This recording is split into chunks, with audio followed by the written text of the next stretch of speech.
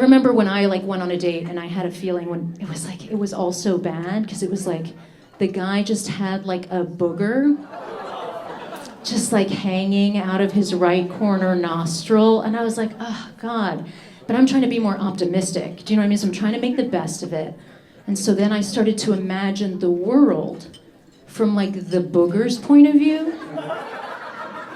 Because I was like, okay, well, from his point of view, I was like, earlier that day, that booger started up at the top of the nostril. He was probably up there with like his ma booger, you know, and his ba booger, and he was like, Ma, I want to see the world. And he travels down that tunnel, and there he goes, and he's just hanging out, thinking, I made it. And maybe he spills some of his weird snot on the person sitting next to him, and he's like living his dream, no idea that he's fucking over this guy's chances of getting laid. And in that moment, guys, I had a revelation. I was like, oh my God, that booger is every immigrant that has ever come to this country ever. I was like, that booger is my grandfather coming from India to the United Kingdom, or my father coming from the United Kingdom to Florida.